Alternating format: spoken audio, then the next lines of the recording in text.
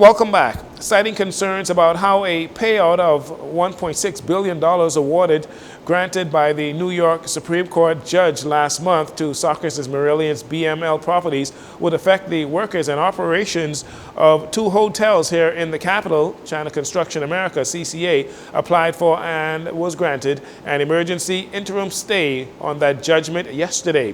CCA argued that without the stay, the company would become insolvent if it had to make that payment.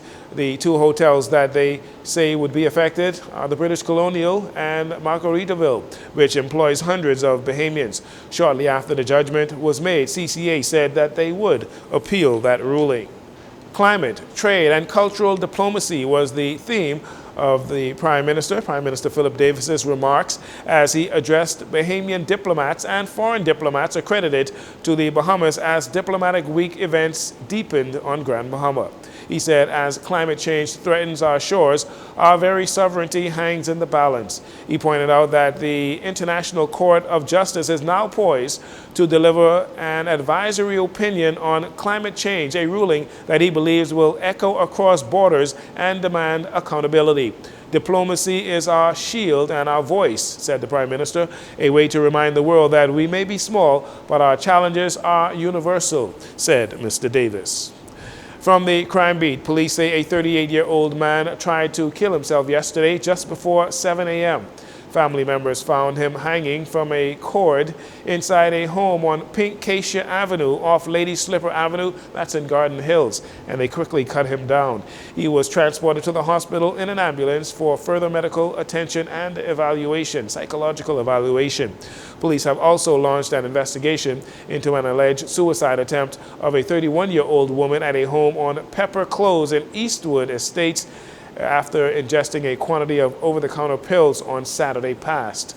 The increase in suicide and suicide attempts has been alarming, with 2 attempted suicides and 1 successful suicide in October, including the death of an 8-year-old boy who allegedly hung himself from the security bars in his bedroom on St. Albans Drive.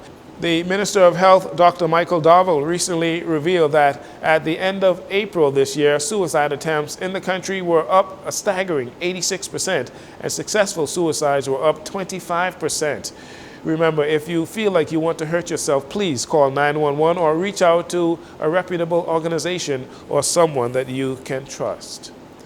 Today, a 34-year-old man is in custody after he allegedly stabbed his ex-girlfriend while she was on the job at Bahama around 8 a.m. on Monday. The 25-year-old woman, who was reportedly stabbed 12 times, is in hospital in serious condition. Reports are that the estranged boyfriend, who was a former employee of the resort, manipulated his way and got past security and made his way to the housekeeping department where the stabbing took place in front of other staff members. The suspect tried to escape but was subdued and held until police arrived. He is expected to be charged and appear in court later this week.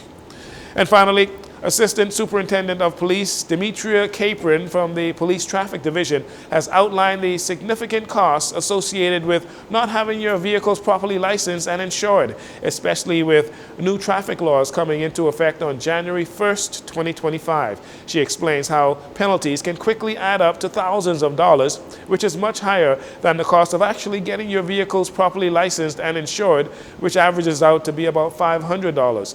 The Police Traffic Division says it is going to ramp up its efforts, and they are asking you to comply with the rules and not break the traffic laws. And that'll do it for your JCN Evening News. Once again, I'm Jcn Saunders. Thank you so much for joining us. This segment of the news has been brought to you by Sun Oil Limited.